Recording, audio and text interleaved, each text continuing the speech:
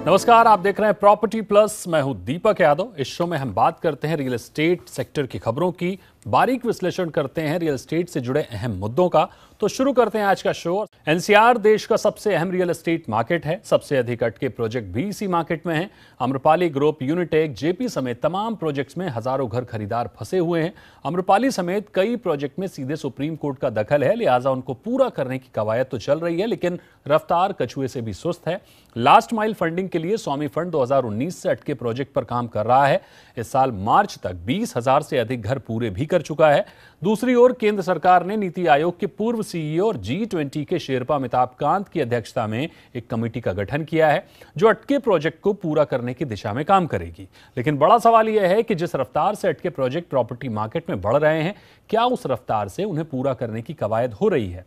क्यों देश में अटके प्रोजेक्ट थमने का नाम नहीं ले रहे हैं? अभी हाल ही में अगर एनसीआर के 3 बड़े बिल्डरों की हम बात करें, M3M, आईरियो और सुपरटेक की, तो उन पर एनफोर्समेंट डायरेक्टोरेट यानी ईडी ने शिकंजा कसा है।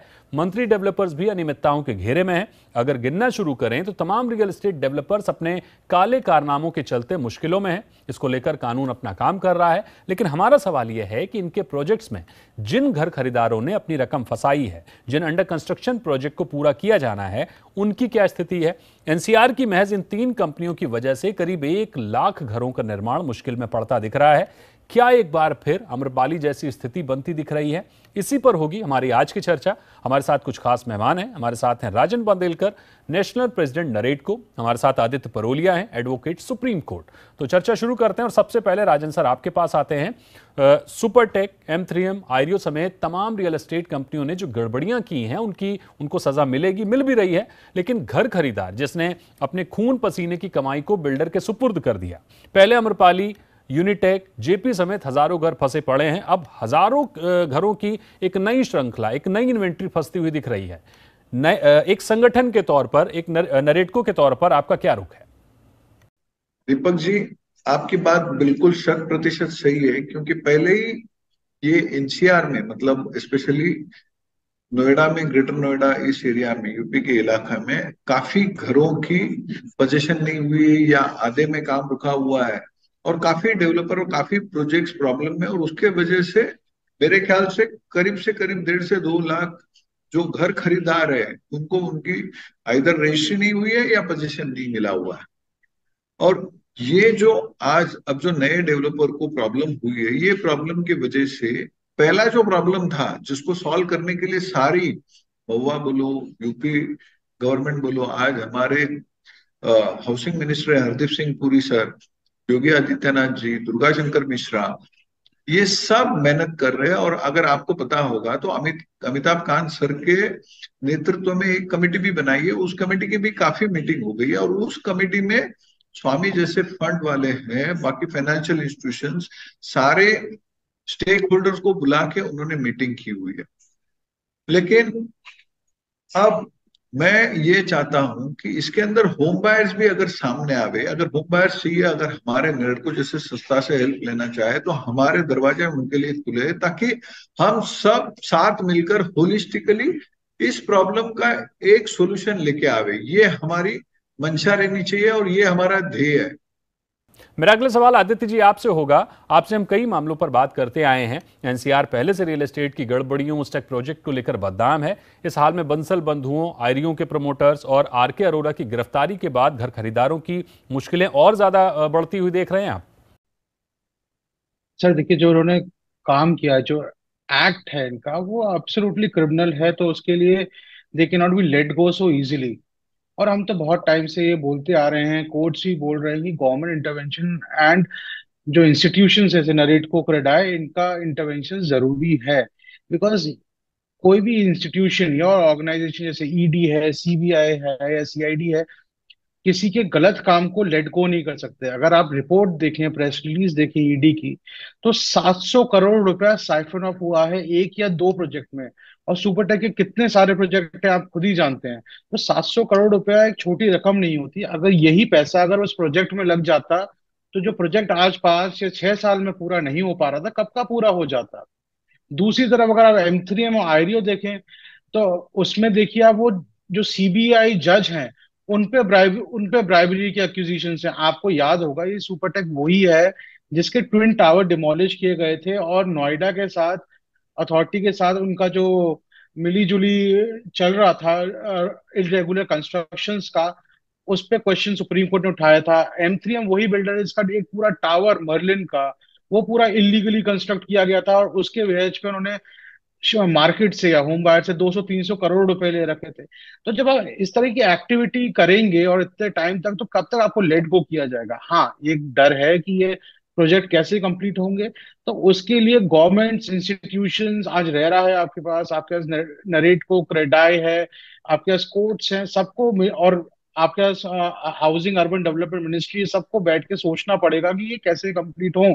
बिकॉज कंप्लीशन एक तरफ है, but you can't let crime go, और जस्ट बिकॉज कि हमें घर चाहिए, उसके लिए हम क्राइम को बिल्कुल नहीं छोड़ सकते, बिकॉज अगर हमने इनको लेट गो आज कर दिया तो ये दोबारा कंटिन्यू हो जाएगा। फिर उसकी वजह से सारे बिल्डर्स को एक सेम पेंट में हम ब्रश कर देते हैं, क्योंकि कुछ ऐसे बिल्डर हैं जिन्होंने टाइम पे कंप्लीट किया है। हाँ, थोड़ा डिले रहा, 2-3 महीने का, 1 साल का भी डिले रहा, पर उन्होंने कंप्लीट किया। बट ये वो वाले बिल्डर्स हैं जिन्होंने कंप्लीशन कभी किया ही नहीं। आदित्य जी, मुझे ये बताइए, जैसे M3M ने मर्लिन का एक टावर इलीगल बना दिया, सुपरटेक ने पूरा प्रोजेक्ट इलीगल बना दिया, जिसे सुप्रीम कोर्ट के आदेश के बाद गिराया गया। ऐसे दूसरे तमाम प्रोजेक्ट हैं जो इलीगल हैं। ऐसे में क्या लोकल अथॉरिटीज, वित्तीय संस्थानों की भी जिम्मेदारी बननी चाहिए कि नहीं बननी चाहिए?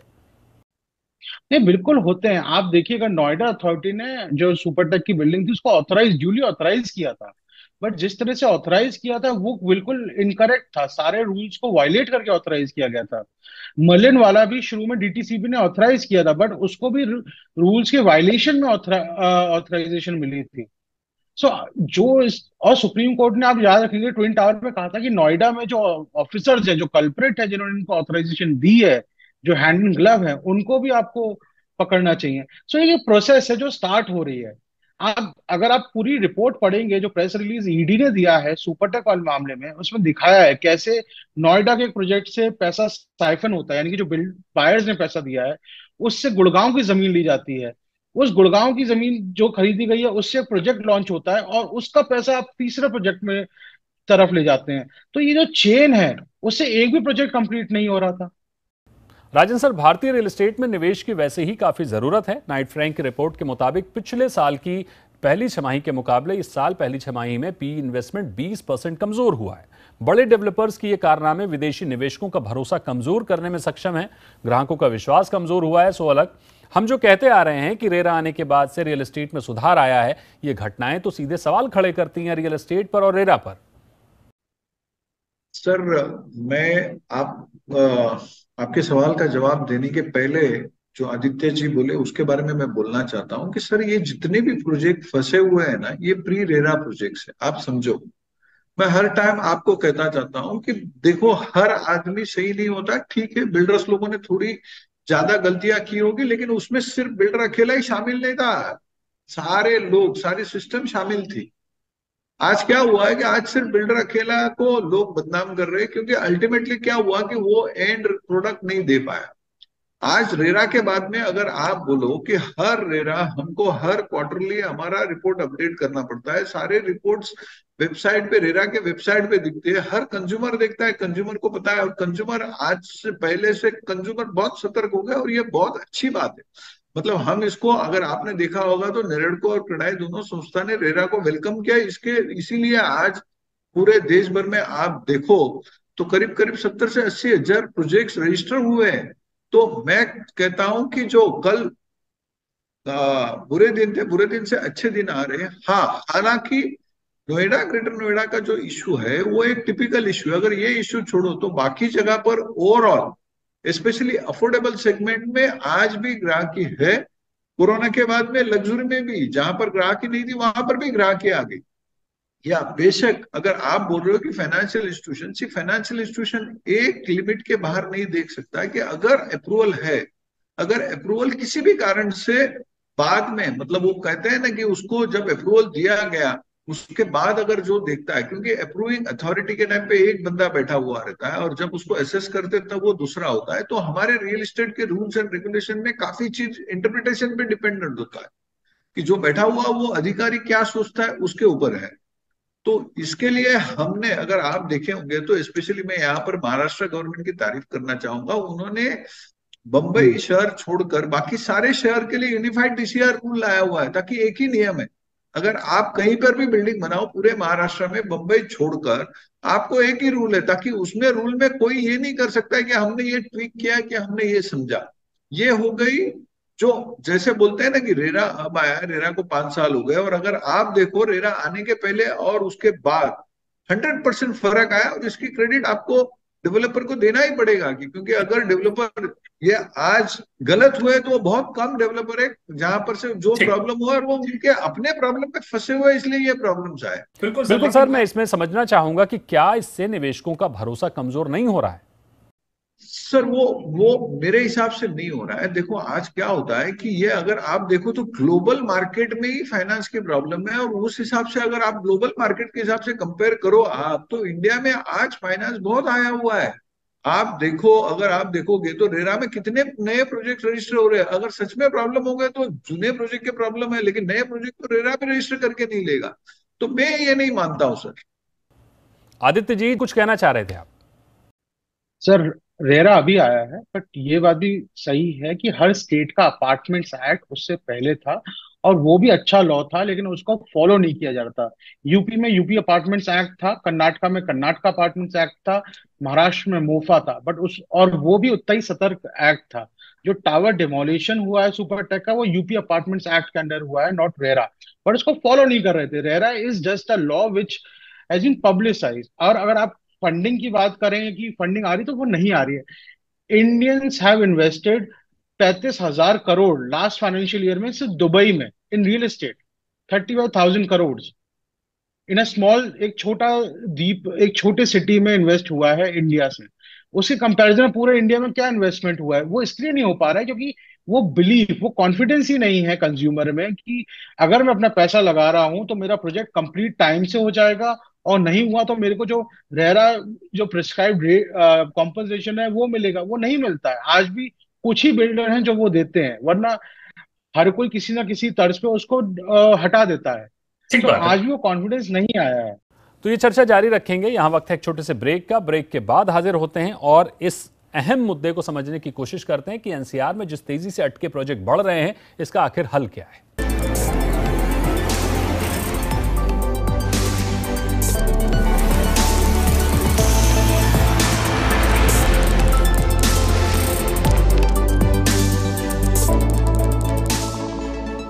Welcome back. आप देख रहे हैं प्रॉपर्टी प्लस, और आज प्रॉपर्टी प्लस में हम चर्चा कर रहे हैं कि एनसीआर में जिस तेजी से डिफॉल्ट्स हो रहे हैं, जो बड़े बड़े डेवलपर्स ईडी के शिकंजे में आ रहे हैं, इनके शिकंजे में आने के बाद इनके प्रोजेक्ट्स का क्या होगा, उन घर खरीदारों का क्या होगा जो इनके अंडर कंस्ट्रक्शन प्रोजेक्ट में फंसे हुए हैं। चर्चा जारी करते हैं।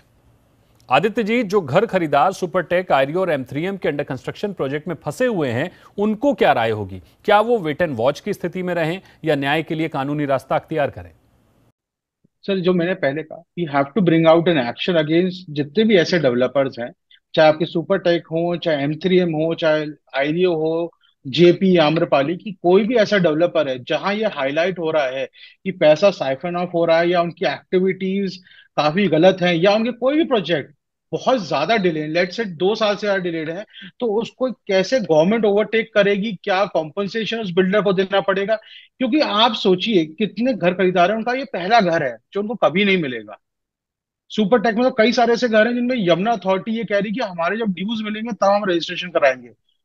सुपर टेक इस हालत में नहीं है। ये 16,000 करोड़ की फंडिंग की जो बात कर रहे हैं, सुपर टेक 1600 ने जो करोड़ कहा कि 1,600 करोड़, तो आप उससे पहले यमुना अथॉरिटीज के ड्यू क्लियर करेंगे तब जाके तो आपको उसी मिलेगा। आपने यमुना अथॉरिटीज के ड्यू क्लियर नहीं कर रहे हैं, कैसे करेंगे? M3M ने एक पूरा टावर आपका इलीगल हो गया है, उसमें 500-600 करोड़ रुपए आपके जाने जो आपने लोगों से उठाए हैं वो चुकाने हैं।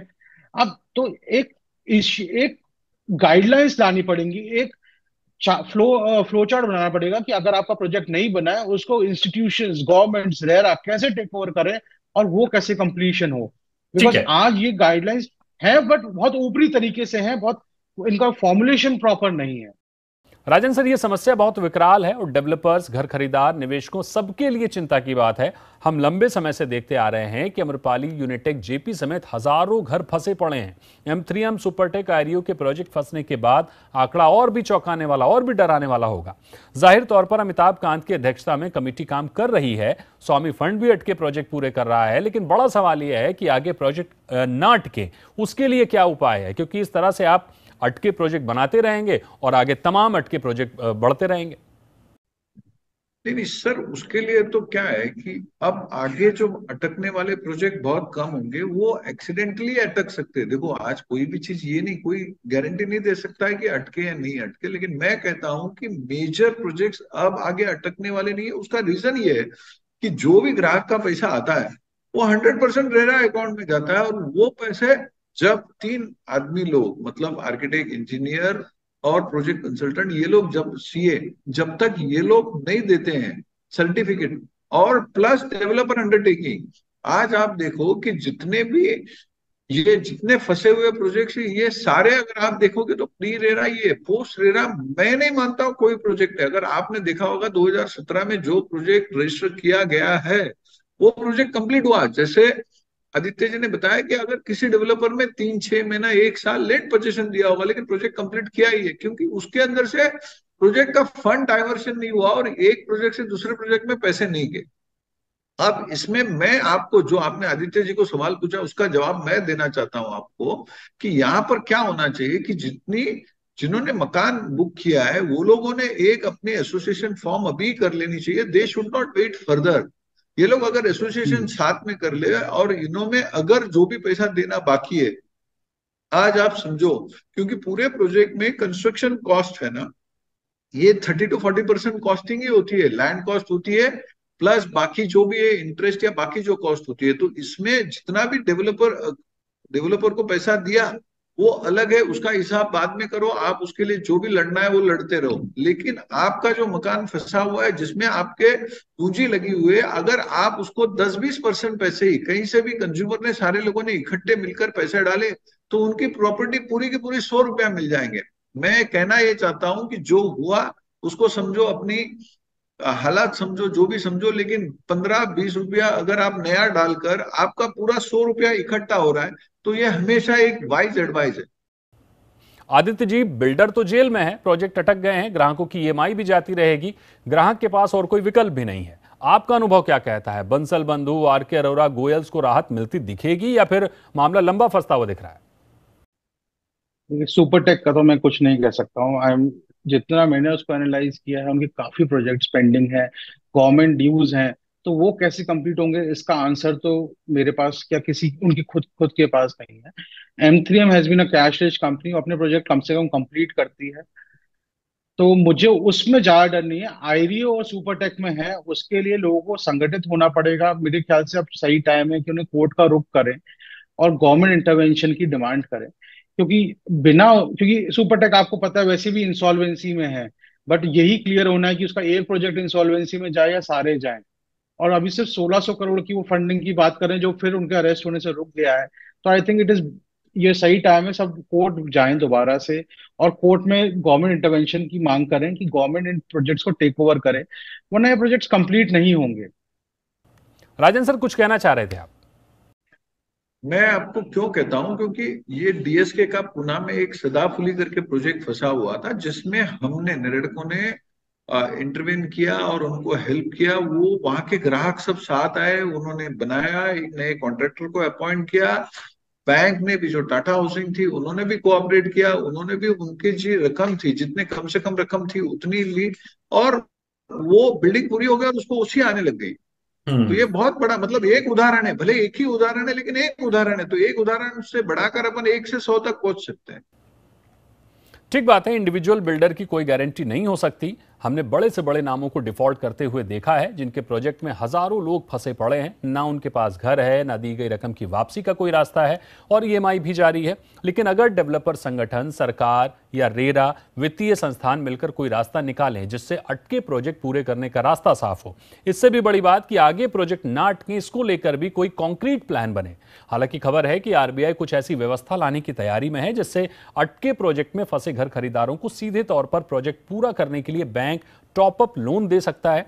अगर ऐसा होता है तो घर खरीदारों के हाथ काफी मजबूत हो सकते हैं। बहरहाल M3M, सुपरटेक, कायरियो समेत तमाम अटके प्रोजेक्ट्स के घर खरीदारों को मजबूती के साथ एकजुट होने की सरकार और न्यायालय तक अपनी बात पहुंचाने की जरूरत है, तभी कुछ हल निकलता हुआ दिखेगा। बहुत शुक्रिया करेंगे राजन सर और आदित्य जी आपका हमारे साथ जुड़ने के लिए और इस चर्चा में शामिल होने के लिए। तो आज के शो में फिलहाल इतना ही। आपकी कोई राय या कोई सुझाव हो तो आप हमें जरूर लिखिए। अगले शो में जुड़ेंगे किसी और अहम टॉपिक के साथ। तब तक के लिए नमस्कार।